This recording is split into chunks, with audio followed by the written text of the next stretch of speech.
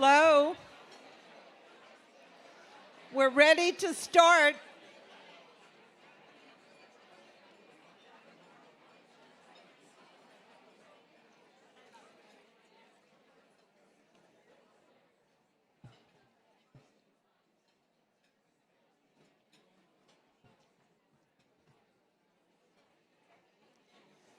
I'm ready to start.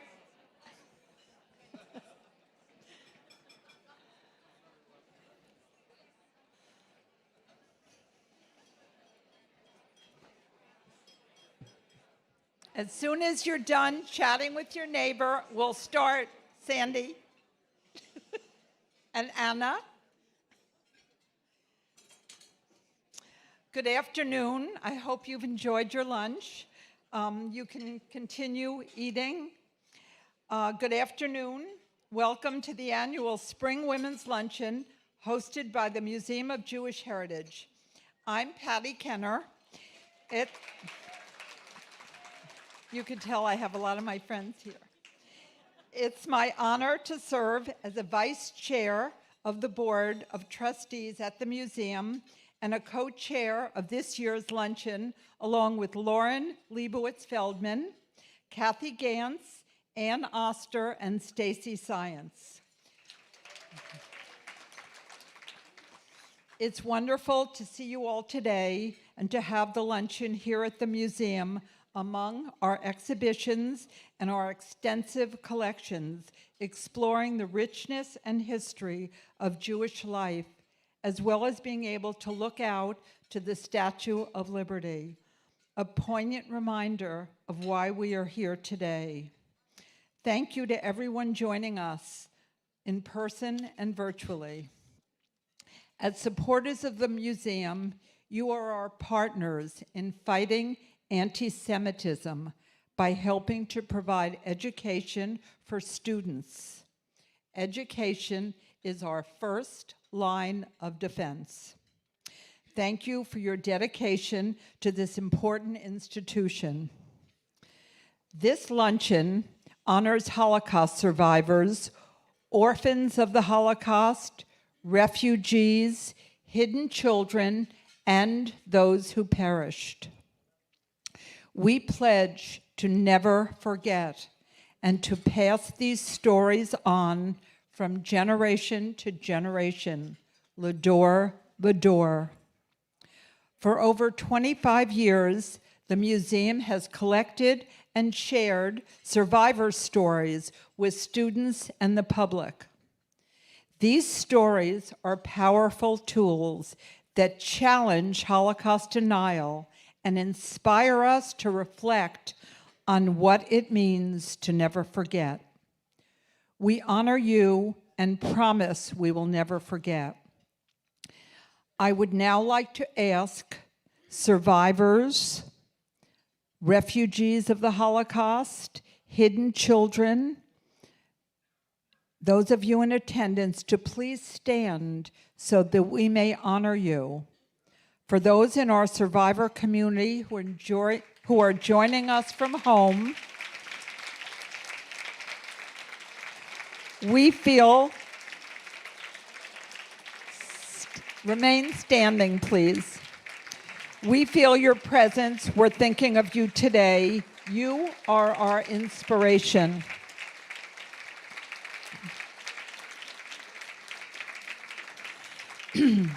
If you are remain standing, please. If you are a descendant of survivors, whether 2G, 3G, or 4G, we invite you to stand.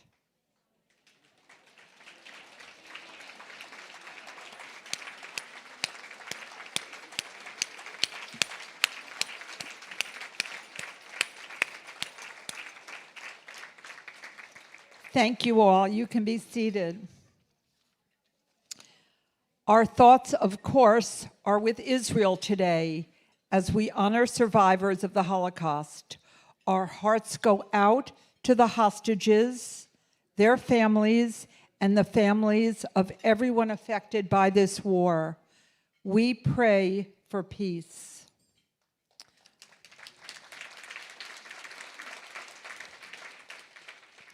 The highlight of today's program will be hearing from Alice Ginsberg, an Auschwitz survivor. Throughout the program, those watching from home can submit questions for Alice. After the luncheon, guests will receive a copy of Night by Elie Wiesel. Alice and Elie Wiesel share similar milestones in their stories. Again, thanks to every one of you for joining today, for your generous support of the museum. We want you to know how much we appreciate you. Our special thanks go out to Alice for sharing her story with us. Now it's my pleasure to introduce a brief video from New York Governor Kathy Hochul, who has been to this luncheon with me many times. Watch the video. I want to thank Patty for your incredible work and for that kind introduction. It is a privilege to join the Museum of Jewish Heritage once again at your annual Spring Women's Luncheon. Can't be there because I'm tied up with the budget, but I know how important the work is you have as raising critical funds for Holocaust education and celebrating decades of this organization as a vital center of memory and learning.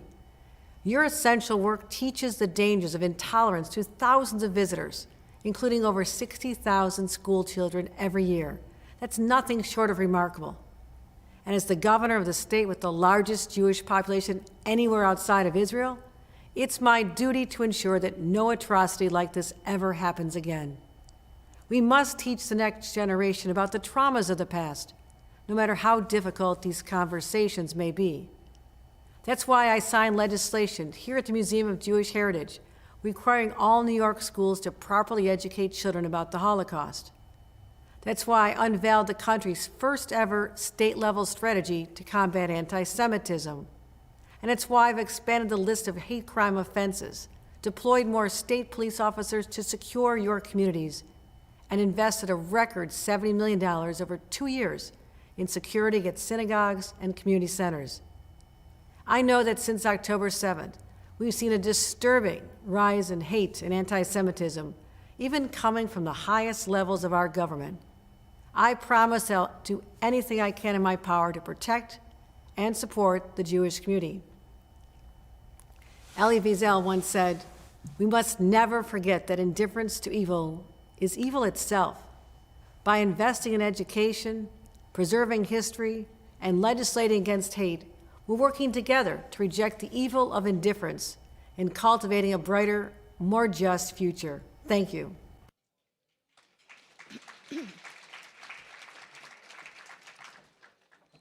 Good afternoon. My name is Stacy Science. I'm the granddaughter of 2 Holocaust survivors and a member of the museum's Board of Trustees. Thank you all for joining us today. We are deeply honored to have Alice Ginsberg with us today. Alice is a survivor of Auschwitz. Her presence is a powerful testament to the strength and resilience of the human spirit. She represents the spirit of so many survivors. My grandparents, Jack and Sally, some of your parents, your grandparents, and so many others. A few weeks ago, I had the privilege of attending the 80th commemoration of the liberation of Auschwitz in Poland with my son Elliot, who is 19. I stood on those grounds in front of the infamous Auschwitz-Birkenau watchtower with 50 Auschwitz survivors and dignitaries from around the world. It was a profoundly moving experience, remembering the millions who perished and the deep suffering of them and those who survived. Sadly, my family, like many of yours, count both survivors and the deceased among our predecessors, and many more perished than survived. Given this history, bringing my son Elliot with me felt especially significant.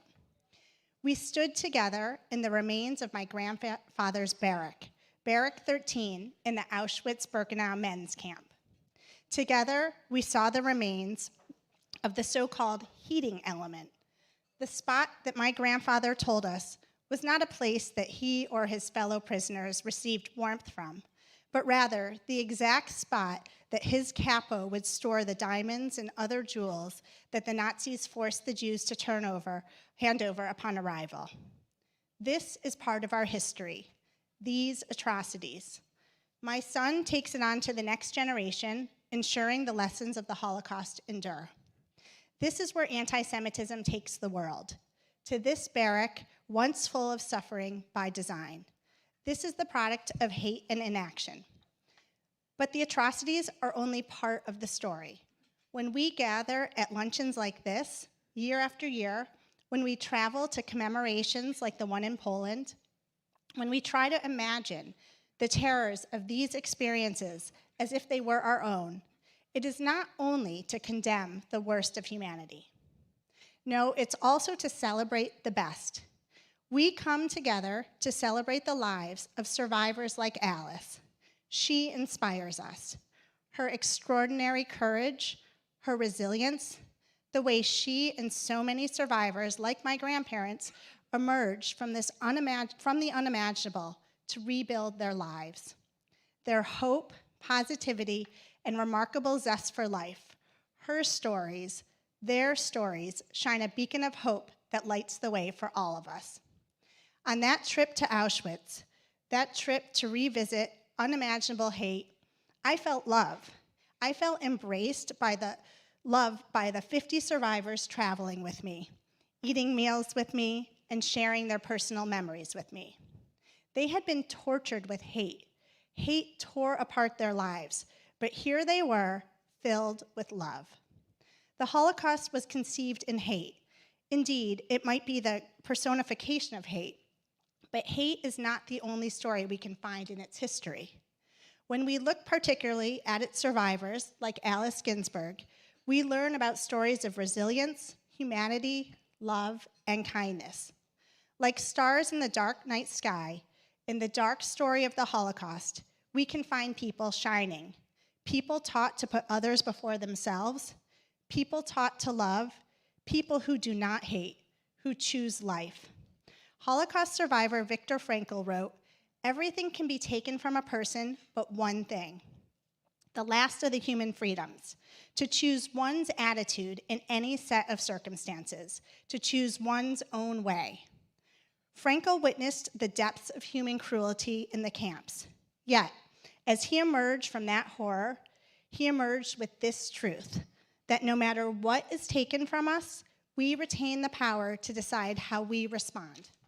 The survivors, like Alice, embody this. After suffering atrocities that defy comprehension, they chose to embrace life, to find meaning and joy, to live with a positive attitude. That choice is their triumph, and it's a lesson for us all. And all of us here today, and all of us who are the products of survivors, we are a testament to that power. And that's what I take from my grandparents' legacy. My Holocaust survivor grandparents embodied these traits. Both of my grandparents had stories of sharing their food with others in a camp where they were being starved. In the most desperate moments of their lives, their character shined through, and they never wavered from thinking about others. This message feels more urgent now than ever. As the world's recollection of the Holocaust fades and the number of living survivors dwindles, we see the rise in anti-Semitism. Coincidence, perhaps, or maybe not. Either way, it's a stark reminder that these gatherings and commemorations are not just about looking back. They're about shaping the future. As we know, never again is now. And by honoring survivors like Alice, we send a clear message. We will not forget. We will fight to keep hatred from prevailing. And maybe, most importantly, we remind ourselves to persevere through dark times, to choose positivity and resilience, even when the world is heavy with challenges. We are especially equipped to meet those challenges. We gather here today to carry forward the legacy of the survivors.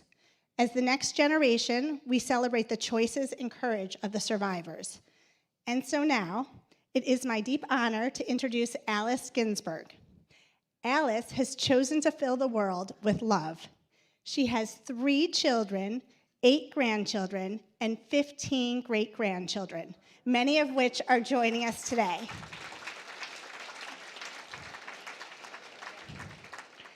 She is going to share her experience in the Holocaust and as an Auschwitz survivor, so please join me in giving Alice a warm welcome.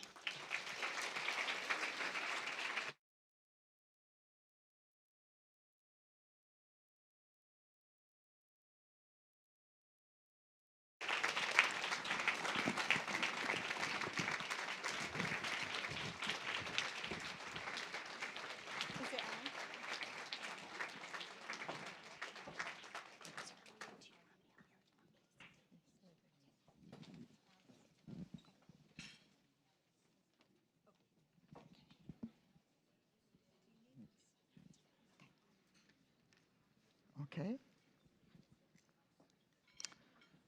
Thank you, Stacy. And hello, everyone. I was born in Munkac, it was Czechoslovakia. Munkac had a population of 30,000, half of those were Jews. Anti-Semitism existed. They called us the dirty Jew. Go back to Palestine. My family consisted of my parents, 2 older sisters, 18 and 19, brother 15, myself, and a 9-year-old little sister. My father had a grocery store which went bankrupt. My mother was a high-end seamstress whose clients didn't pay their bills. And so my 2 older sisters went to Budapest to earn a living and send the money home. And my little sister and I and my brother stayed home. We didn't know what was going on, really. I certainly didn't. I was so young and naive. I wasn't precocious like most people today, most young people today. No information highways. So, just went along. In order to make a living, my father had secretly created leather from hides. He dried it in the attic, stained it. It was my job to deliver it. I was tall and skinny, wrapped it around my body. I put on a big coat, and I started walking. To this day, I remember how scared I was. But I had to do it. We had to eat. And in 1939, the Hungarians invaded the area. And they were more than happy to do the preliminary work for the Nazis. And they started off by mobilizing men, all Jewish men, for slave labor. They worked on railroads, dug trenches, carried heavy equipment. A lot of them died of maltreatment and diseases. But they did that for the Hungarian battalions.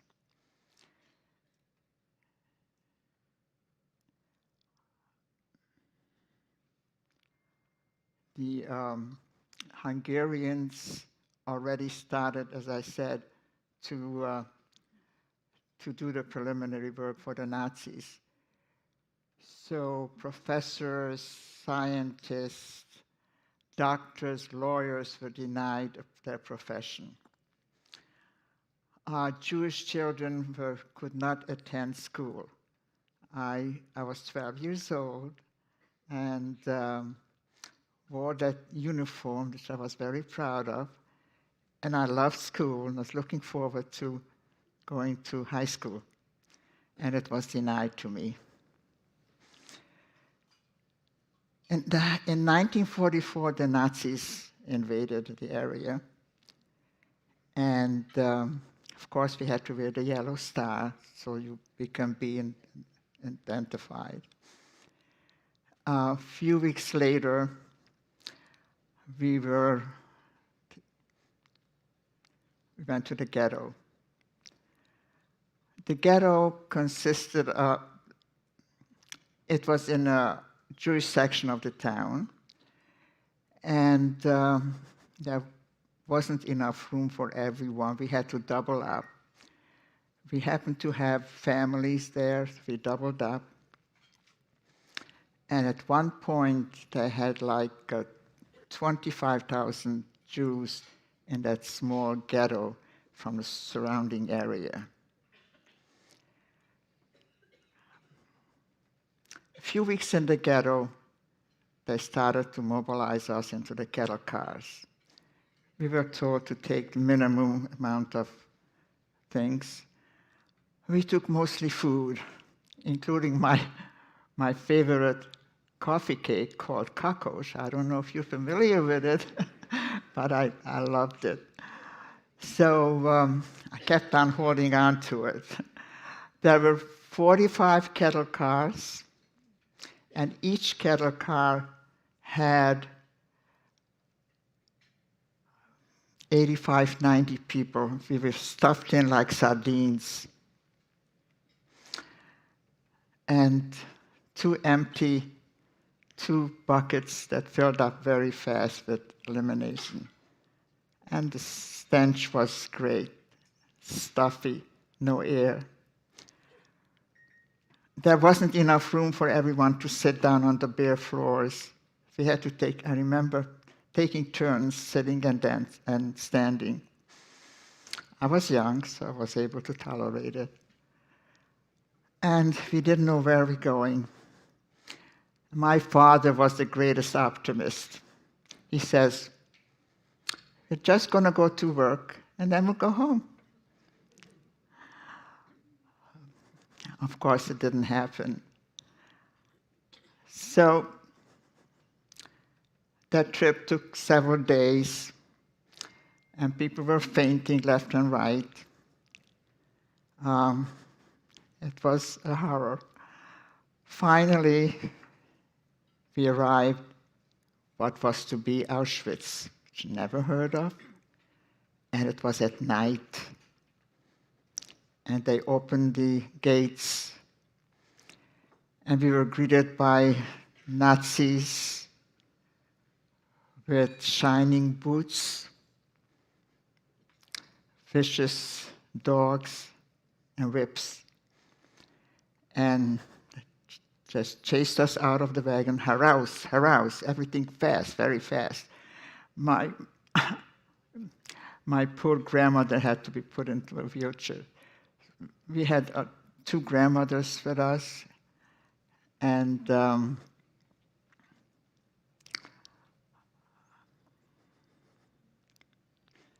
aunt with 8 children, including a set of twins.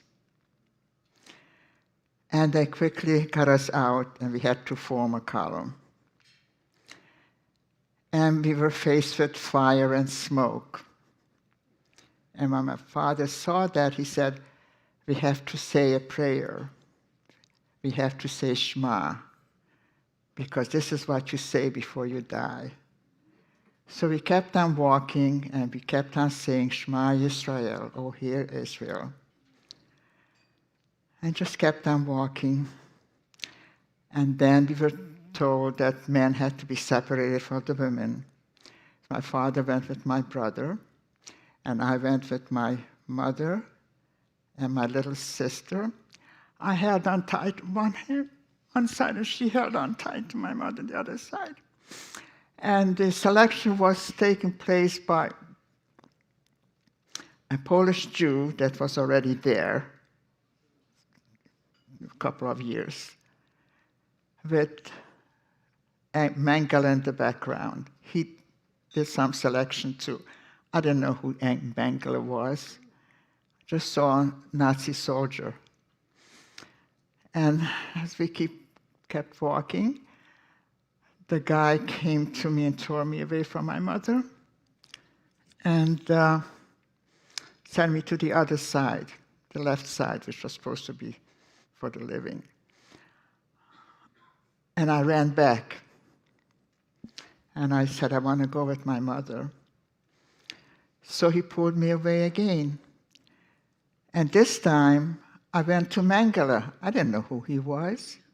And I didn't know German. And Yiddish, I guess it was Yiddish I spoke to him. And I said, "I'm only 13 years old. let me go with my mother. Little did I know that if you were under 14, you automatically were eliminated. But either he didn't pay attention to me, or he didn't understand me, but he just waved to that Polish Jew, deal with her. And when my mother saw that, she said, go, go, as though she knew. So we said our goodbyes, we hugged and we kissed, and I never saw her again. So I ended up on the left side where I found my cousin, and she was 2.5 years older than myself. Her head was shaved already, I could barely recognize her. And did the same with me. And then they sent us into a shower to disinfect us, while my mother and my little sister went to a different shower, where they guessed them. And then we were taken to a barracks, and on wooden beds, like 3 layers. And we were 4 on each side, head to toe. And we had the supervisors was also a capo, if you heard of what a capo was. They did not have a good reputation. She was also Polish Jew, but she was there several years already, and bitter.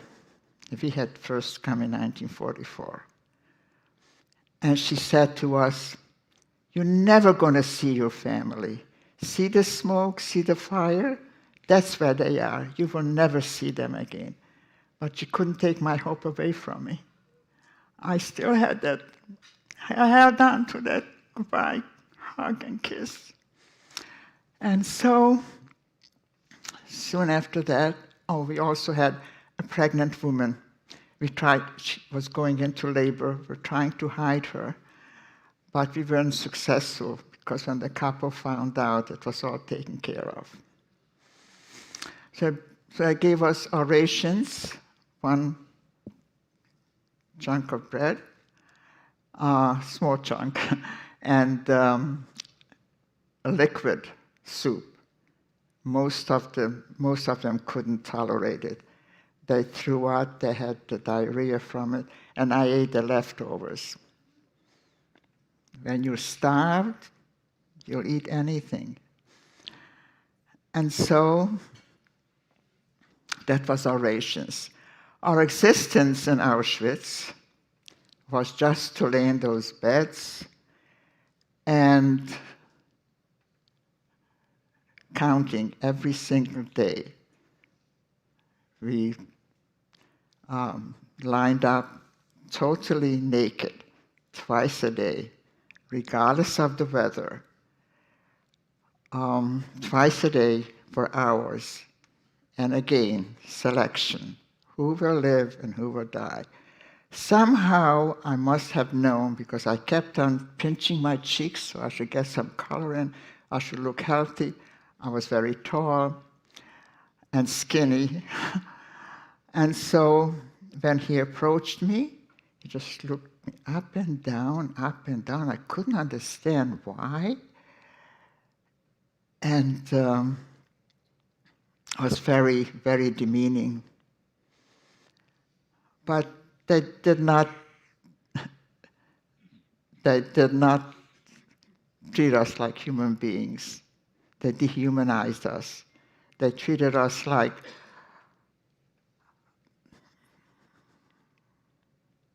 worse than animals.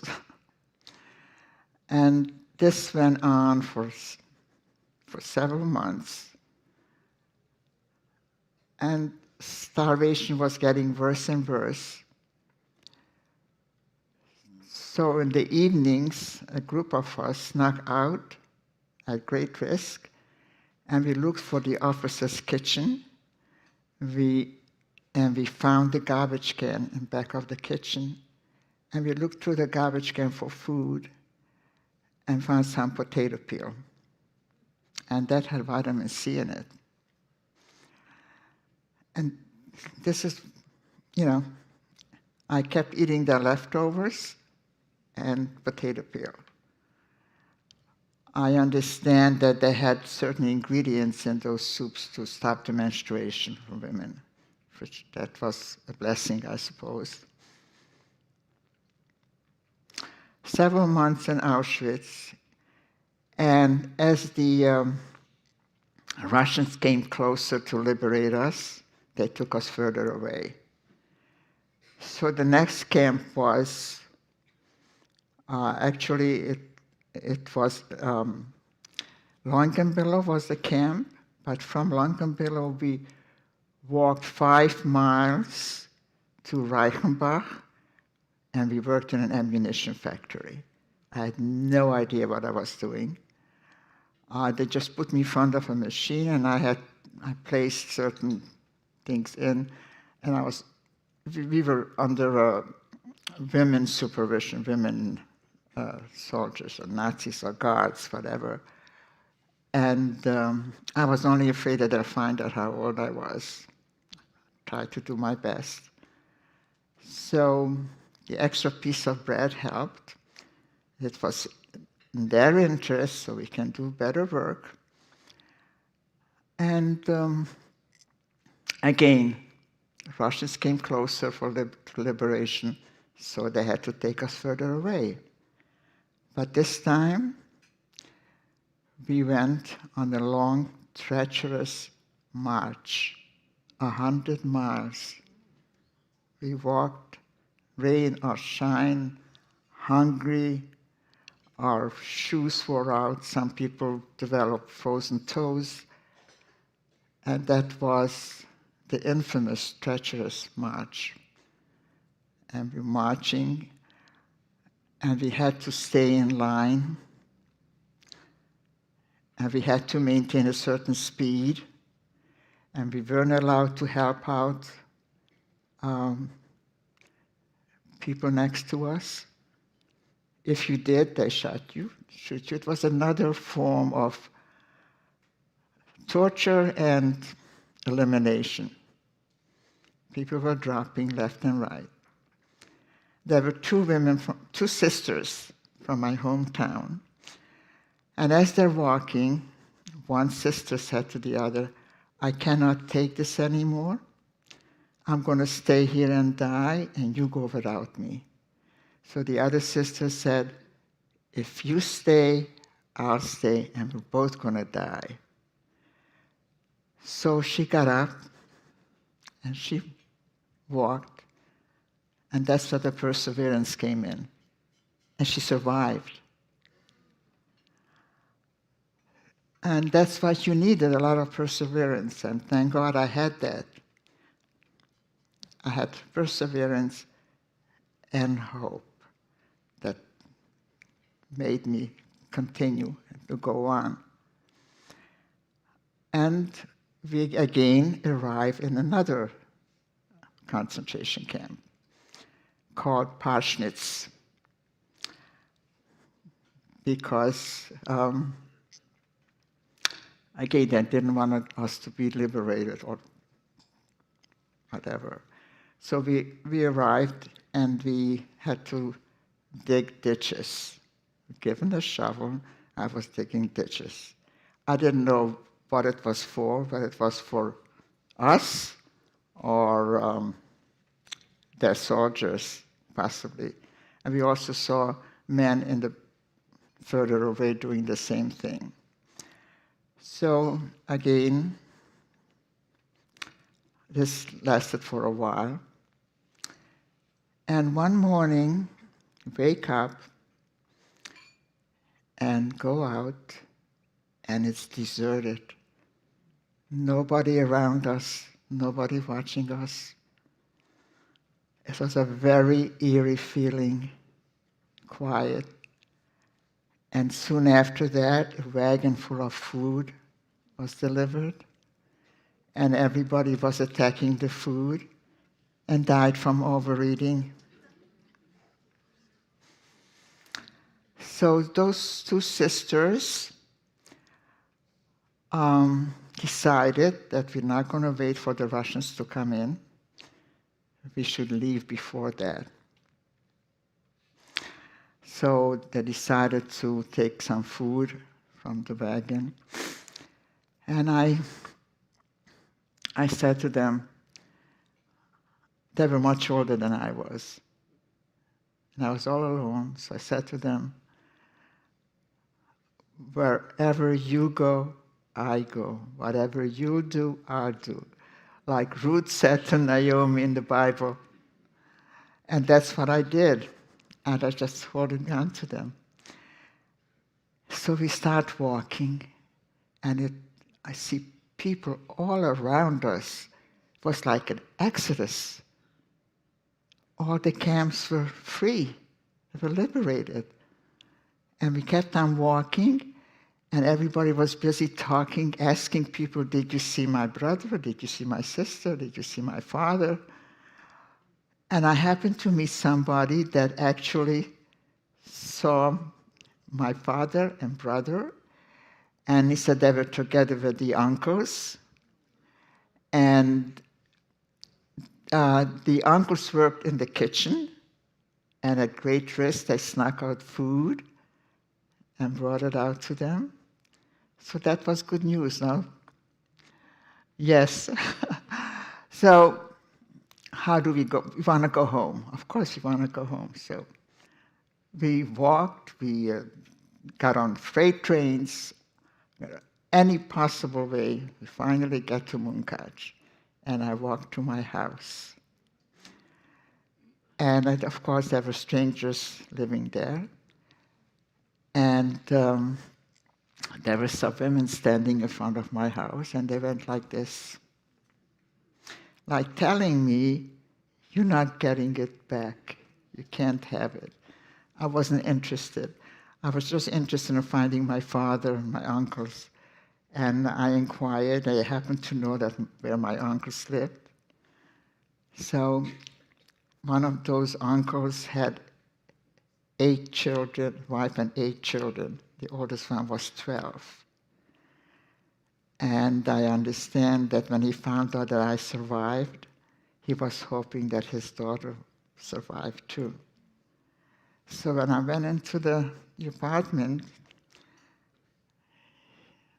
I couldn't tell him. I just went like this.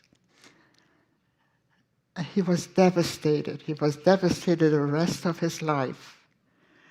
In fact, he turned to alcohol to numb the pain. Wasn't an alcoholic, but he turned to alcohol to numb his pain. They found this uncle and another uncle there, and they told me that my father's in Budapest. Because my 2 older sisters were there. So he ended up there, I don't know how. I still have a lot of questions for him that I didn't find out. It's amazing. It doesn't occur to you to ask those questions while they're alive, but afterwards, I have a whole list of questions, but too late. So I went back to Budapest, and I found my father there. I didn't find him right away. There were 2 offices there, the Joint Distribution Committee and the HIAS. And you sign your name so they can bring people together. And when I went to one of those offices, they found my father's name. They said that both my father and my brother are in the hospital with typhoid fever. That was the epidemic then, yeah. But they're okay, they're coming home soon, so you don't have to visit them. And so I met them in Budapest, and I met my older sister there. The younger one met her husband during the war, and they went on illegal aliyah. In other words, they went to the Holy Land of the Jewish people. That he was a big Zionist. That's where he wanted to go. So they got married right after the war, and that's where they went. And my older sister was still there. So what to do? What do we do? So we were sent to a displaced person camp.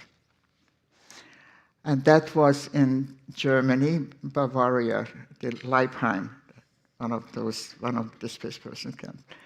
And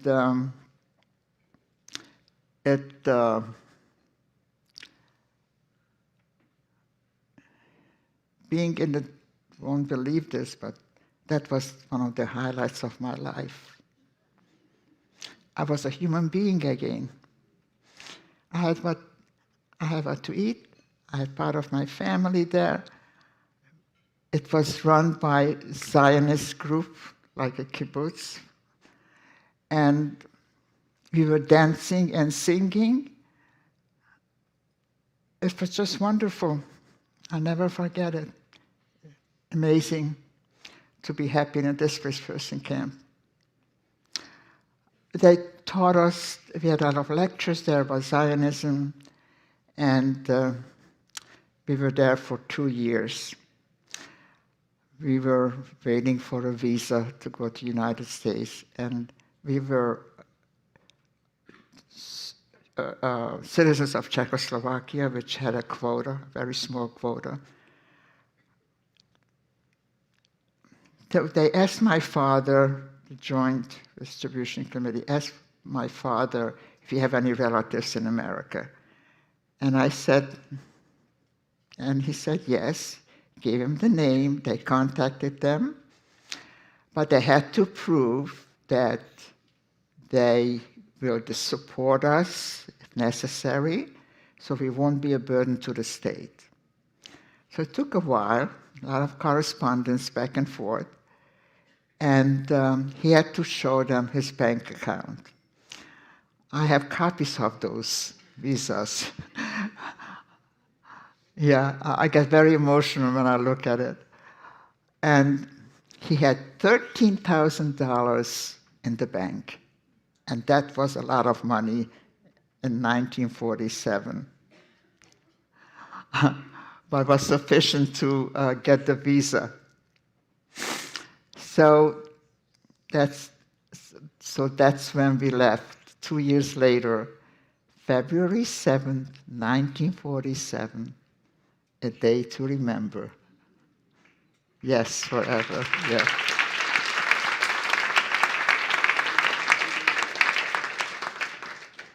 So we came to America, land of freedom. It was great. We did not want to look back. We only wanted to look forward. And that's what we did. My older sister had got a job working, assisting a designer. We all inherited my mother's skill of sewing, and she got a wonderful job, and she made $60 a week, and that was a lot of money. And she handed over the envelope to my father. My father got a job. I tried to go back to high school, which I missed. But I had to find a job too. Couldn't exist without it. So I got a job also, trimming millinery. We all had that in us.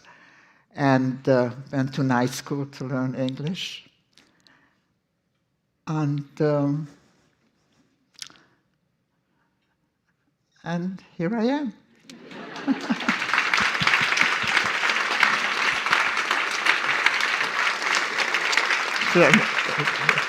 No? Tonight.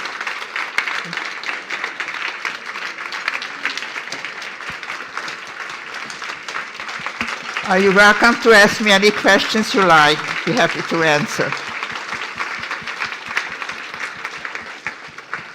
Thank you so much, Alice. As Elie Wiesel said, to listen to a witness is to become a witness, and this entire room is now a witness to your story, and we will never forget. We're now open for questions, so if you have a question, raise your hand, and someone will be coming around with a microphone for you.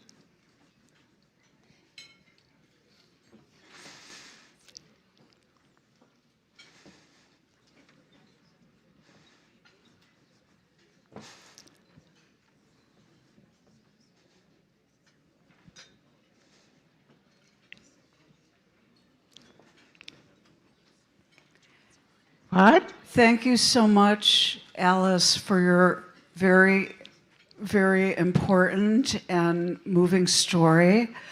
I am the daughter of a survivor, and when you spoke about how a family member here was able to vouch for your family and that they would be taken care of, I recently discovered some family documents. My father and the surviving members of his family were able to come similarly because of that.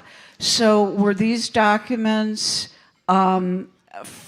submitted to the State Department? Who granted the permission? The ones I found said that survivors would be able to have gainful employment, and that's what I think got them admission into the country in 1947. Do you know? I don't know those details, no, but it was correspondence back and forth. It took 2 years, besides the fact that there was a quota. I don't know the details. I don't think there were any such guarantees as employment, as far as I know.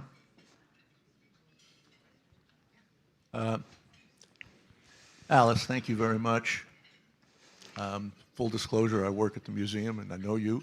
And you have been a very productive and engaged member of our Speakers Bureau. Thank you. After you came to America and rebuilt your life, when did you decide to start speaking about it to groups and to students particularly? Well, actually, in 1983, I don't know if anyone is aware of Yafa Elia. She was a survivor herself from Poland. She wrote books on it. She was very anxious to do interviews. And just part of the yeshiva of Flatbush, where my children attended. And I said, sure, why not? So that was 1983. They interviewed me. I had no idea at that time how difficult it would be. It was very difficult at the very first time. And then in the year 2000, Steven Spielberg approached me. They sent a crew to the house. They recorded my story, and that was another time. And then, I just went on with life. And until my friend Toby got hold of me like 6 years ago, he says, you gotta register with the museum. You have to tell your story. So I listened to her and I came, and I've been telling my story ever since.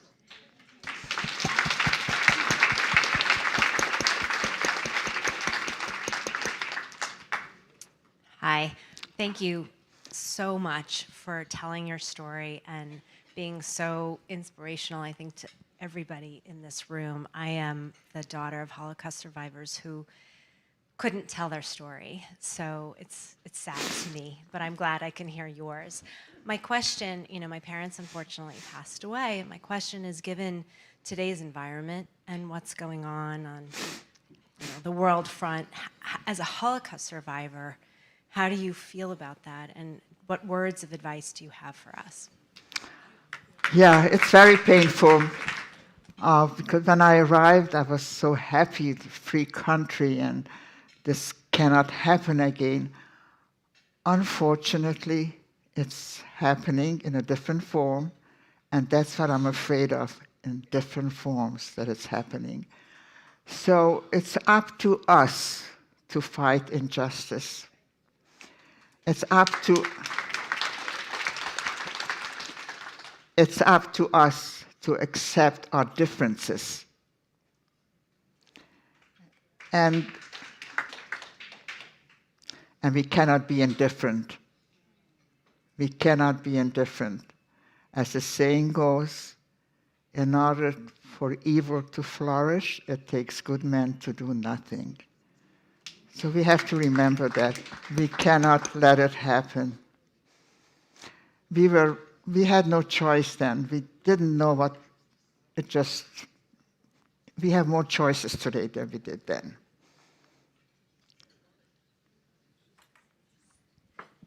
Hi, my name is Debbie Zuckerman. Thank you very much for addressing us. I have two questions. Once you came to the United States and you found a job or whatever, where did you meet your husband? How did you start your family? Like, the story is, I want to know what happened at the end of the story, and I shouldn't say the end. That was one question. And my other question was, the two sisters that you met up with and decided to walk with, did they survive, and did you ever? One lived in Israel, the other one, yes, I did contact. She didn't want certain things I didn't remember, I was so young, and I asked her to help me bring back, because I needed the information to pass it on to others. She did not want to talk about it, but she remembered every single thing. I suppose I was too young. I was very young and naive.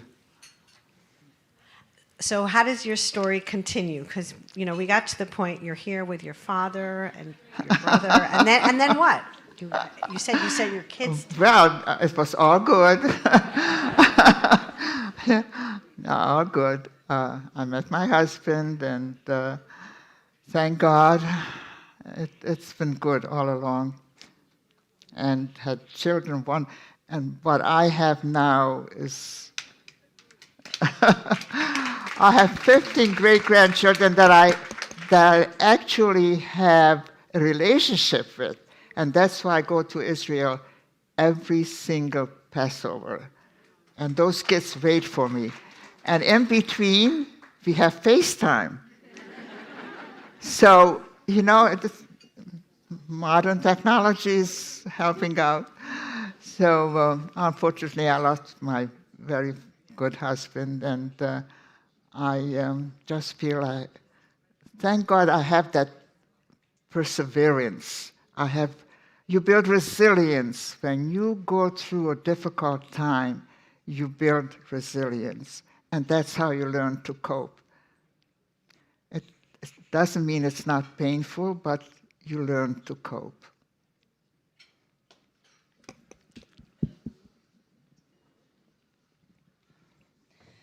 Thank you so much, and thank you, Alice, for sharing your story with us today.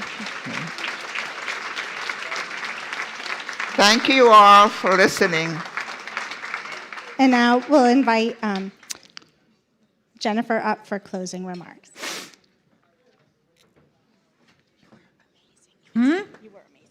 Oh, thank you.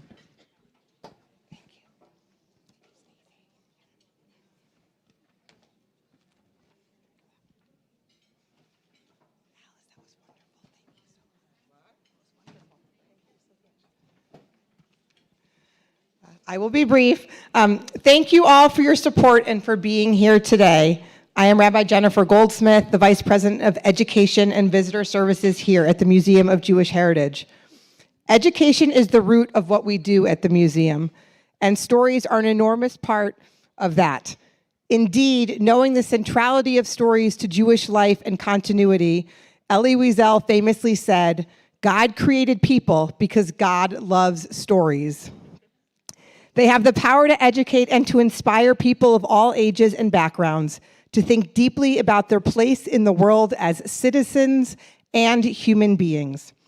So thank you, Alice, for sharing your story with us. The tenacity and resilience of your family and the love that held you together are poignant reminders of why we are all here today.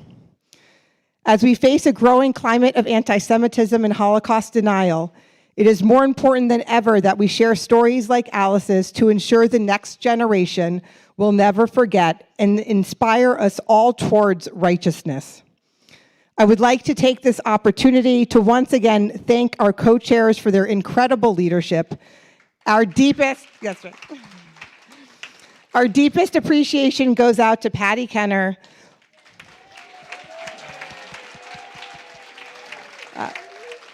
Lauren Feldman, Kathy Gantz, Ann Oster, and Stacy Sions.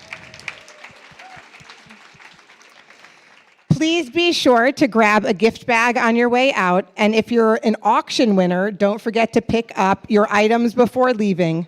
For those attending the 2 p.m. tour of Courage to Act, please gather on the 3rd floor. Thank you so much for joining us today.